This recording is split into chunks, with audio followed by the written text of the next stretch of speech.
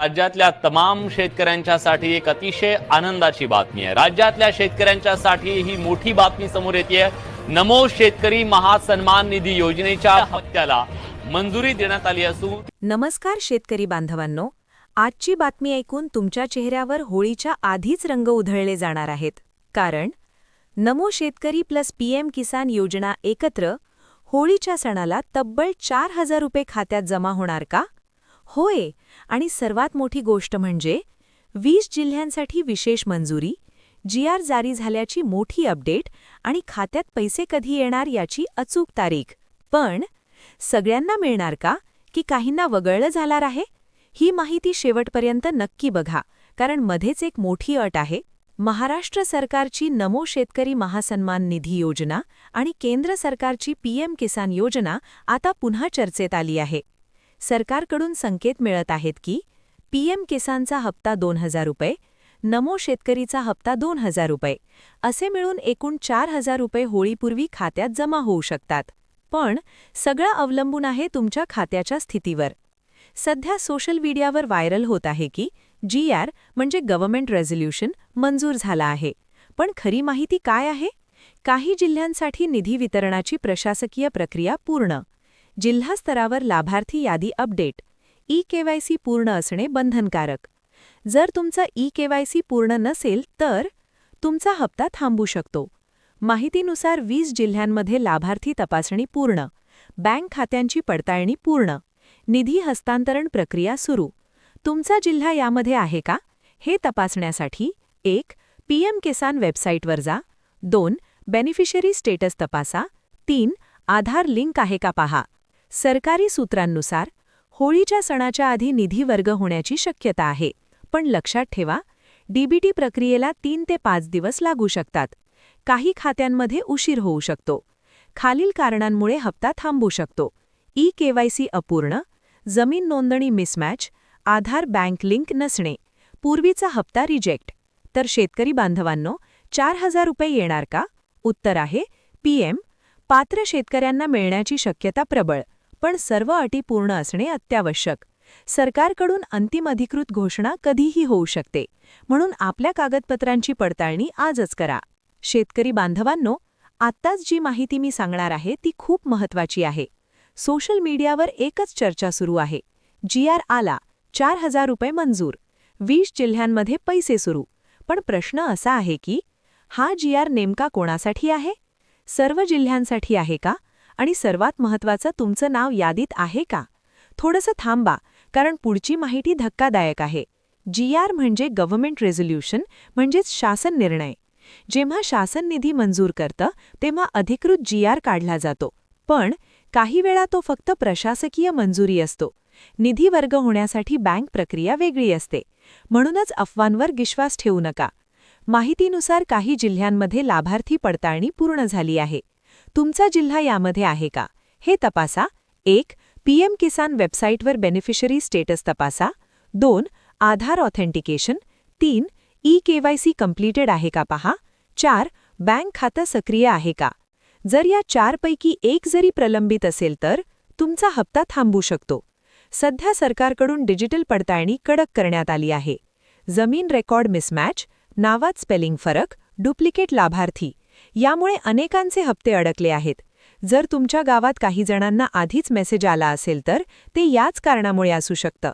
PM किसान 2,000 रुपये, नमो शेतकरी 2,000 रुपये दोन्ही एकाच कालावधीत जमा झाले तर एकूण 4,000 रुपये। पण दोन्ही योजना वेगळ्या आहेत, वेगळ्या निधीतून येतात, वेगळ्या तारखांना जमा होतात। सूत्रांनुसार होळीपूर्वी निधी वर्ग करण्याची तयारी आहे, पण अधिकृत तारीख जाहीर होईपर्यंत अंतिम पुष्टी मानू नका। डीबीटी प्रक्रिया सुरू झाली की SMS येतो, तोपर्यंत संयम ठेवा। मी सांगणार आहे, शेतकरी कोणत्या शेतकऱ्यांना 100% मिळणार, कोणाचं नाव यादीतून वगळलं जाऊ शकतं, आणि एक मोठा नियम जो नुकताच लागू झाला आहे, म्हणून व्हिडिओ शेवटपर्यंत पहा। शेतकरी बांधवांनो, गेल्या काही दिवसांपासून एकच चर्चा, 4,000 रुपये येणार, पण सगळ्यांना मिळणार का? काहींना आधीच मेसेज आले, काहींच्या खात्यात अजूनही शांतता, आणि इथेच सुरू होतो सर्वात मोठा प्रश्न। जर तुमच्याकडे खालील गोष्टी पूर्ण असतील तर ई-केवायसी पूर्ण, आधार बँक लिंक, जमीन नोंदणी तुमच्या नावावर आधीचे सर्व हप्ते सक्सेसफुल, तर तुमचं नाव सक्रिय लाभार्थी यादीत असण्याची शक्यता खूप जास्त आहे. अशा शेतकऱ्यांना सहसा कोणतीही अडचण येत नाही. इथेच आहे मोठा धक्का. वॉर्निंग. जमीन 7/12वर नाव अपडेट नसल्यास, वारस नोंदणी पूर्ण नसल्यास, आधारमध्ये नाव वेगळं आणि बँकेत वेगळं असल्यास, एकाच कुटुंबातील 2 लोक लाभ घेत असल्यास, अशा प्रकरणात पडताळणी अडकते. नवीन नियम, फार कमी लोकांना माहिती. सरकारकडून डिजिटल पडताळणी अधिक कडक करण्यात आली आहे. फक्त जमीनधारक शेतकरी पात्र, इन्कम टॅक्स भरणारे अपात्र, सरकारी नोकरी असलेले अपात्र, म्हणून अनेक जणांची नावे आपोआप वगळलेली आहेत. 4,000 रुपये, प्रत्यक्षात काय घडू शकतं? दोन्ही हप्ते एकाच दिवशी जमा होणं दुर्मिळ असतं.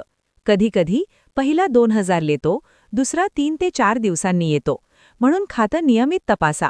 सूत्रांच्या माहितीनुसार होळीपूर्वी प्रक्रिया पूर्ण करण्याचा प्रयत्न आहे, पण अंतिम तारीख जाहीर होईपर्यंत खात्री मानू नका. SMS आला तरच खात्री.